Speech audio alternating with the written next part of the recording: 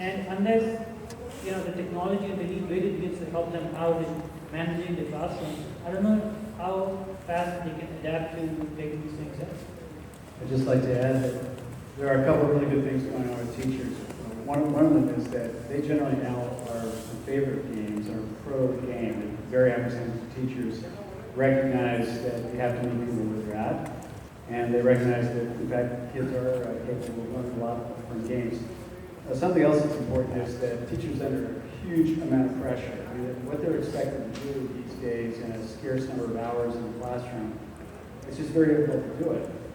And the system is really struggling. It's almost half the kids that enter the public school system don't finish high school. There's a lot of money spent on it, and the classroom minutes are both precious and very expensive.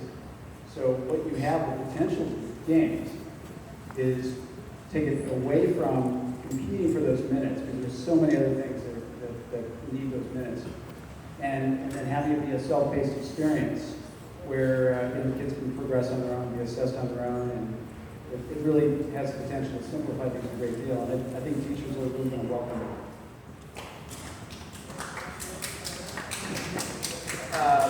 Maybe any other observations on in classroom usage?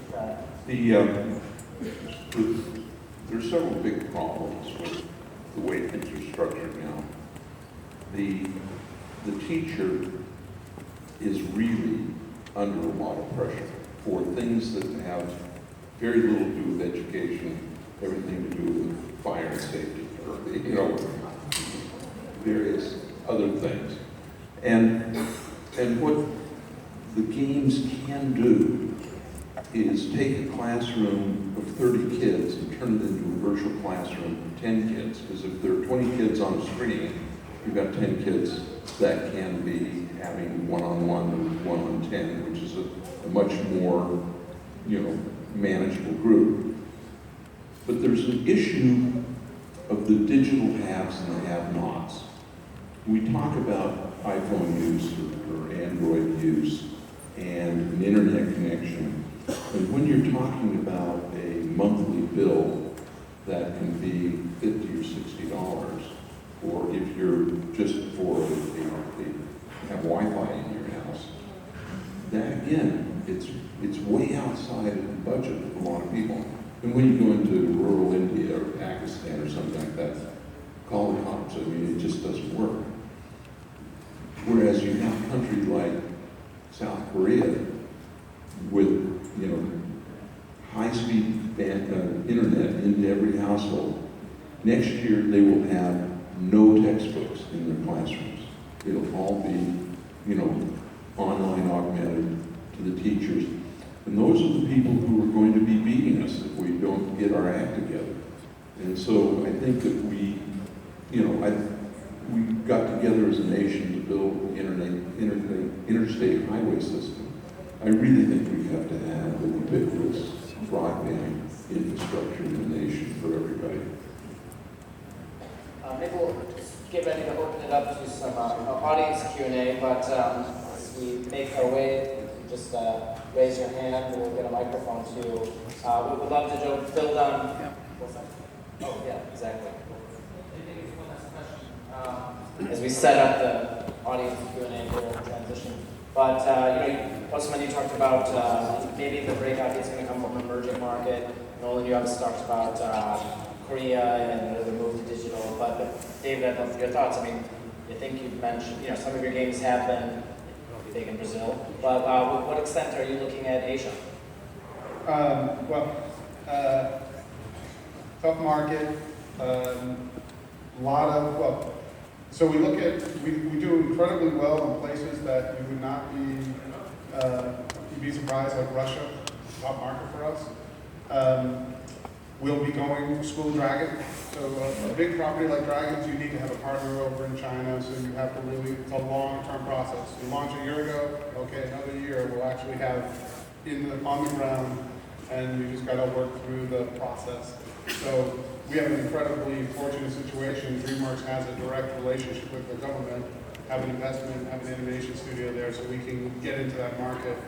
I think the breakout hit is I don't know what a breakout hit is for us, and getting one singular game over 10 million a month, it's pretty good. We're pretty happy. I would say a year in, Minecraft was not anywhere close to that. So, you know, I look at it, the easiest way to break these things out is to build great and then be multi-platform everywhere.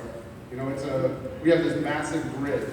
We just launched School of Dragons, a learning-based science game on Steam. That we passed the review process, the greenlight process, and we're one of the higher rated ones. I mean, you would never even imagine that. But technology gives you all those opportunities. And I think the breakout will come when we're everywhere like all the other games. It's too hard to be in just one spot with all the competition there is. You have to be everywhere. I mean, we are on Facebook with School of Dragons, even though all the code problems, because it's the best way to reach kids in Brazil. And they don't have the same kind of rules that we do, and that's where the monetization is. We're on VK in Russia because that's where the monetization is. So those people want to pay, you just have to put your games in the places where they can pay. So Apple's one way to do it, Android a little less effective, online always good, but there are lots of other ones, and we work hard on those, but you know, we're a platform play. So we're all about the next game is building on the platform that we built, and therefore goes to all these other distributed platforms, and Jumpstart the brand helps move kids through. You know, Dragons is one brand for science, Math Blaster is one brand for math, Jumpstart for early learning, World of Madagascar for language arts. We have a history title we're about to launch, Heroes of the Universe. We just got a lot of titles. The NFL is all about STEM. It's just having one brand that's very focused on a subject, and we want to have all the subjects filled out. So we want to have a whole, and I want to add one thing on the education system. There is a massive change coming. It just hasn't happened yet. It's happened in Malaysia. The hardware companies are going to deliver cloud in a box. That's going to take all of the complication of technology delivery and give platforms where one product can now serve 10 million. So the business models will completely change. So when HP decides to do that, or you know, Google or Intel, when they deliver those, the tablets will be free because all of the folks will be, you know, once we get over all the politics, because other countries are doing it by country. I mean, they're just going to deliver. And now the school just says, okay, check, and yeah, we put 400 games on this, and it'll be delivered. We don't have to worry about a kid doing anything. Every day the cloud's going to redo this and make sure that the tablet's perfect. It's a whole delivery vehicle. Central Unified, and it's a 15,000 student district in Southside Fresno. You know, half the kids are marked just above poverty line. 100% deployment of tablets in one-to-one for every kid in the class. The only school, western Mississippi, that has every school district, western Mississippi, that has that. Now, you know, that's just ridiculous. But it's a start, and they've got a few kinks and various things, but and they've got a system where AT&T is actually delivering 4G to all their tablets when the kids take them home, and so it's actually working. That's a huge market. They will get there very quickly because of the dollars for people.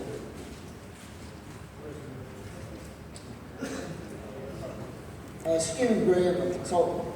You've all talked with each of your own has an individual idea for your kids somewhere about education and how you can resolve this section of education. I get a very fragmented picture about all this.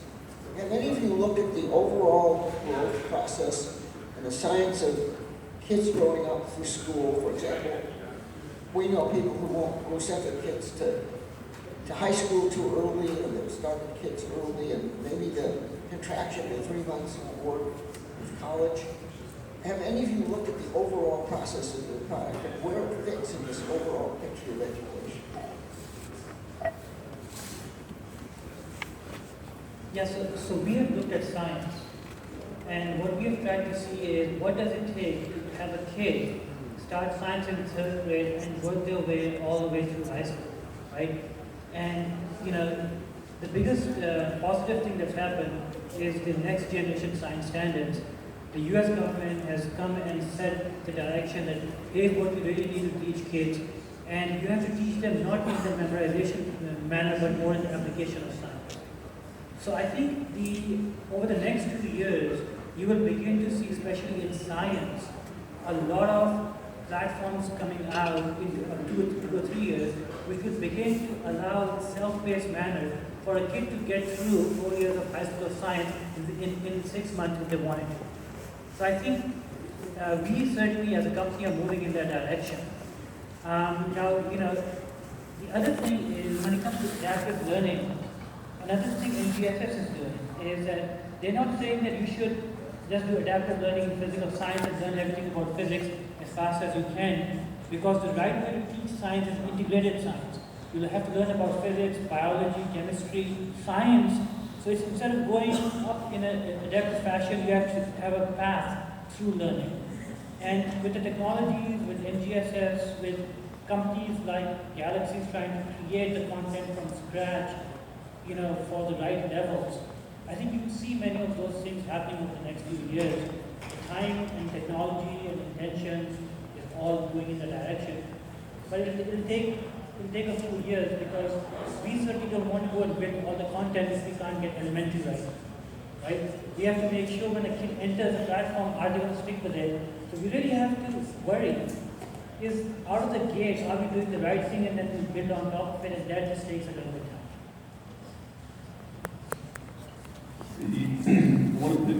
One of the problems is I think that we lack cohesive goals in our educational programs. I mean, what do we really want to accomplish?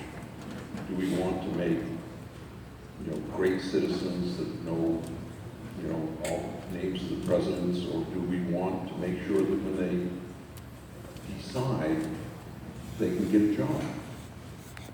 One of the prime architects of the Atari 2600 was a high school dropout. I'm really glad he dropped out. Now, I'm sure his parents were horrified, but he was one of the most productive, smart, creative engineers that I've ever seen. And he dropped out in his sophomore year. He didn't high school, never went to college. On the other side, one of the other guys that was really good at the software side was a PhD in electrical engineering. Nobody gets a PhD in electrical engineering unless you're going to be a professor. But I guess the real concern that I have is if we don't know where we're going, we're not going to get there.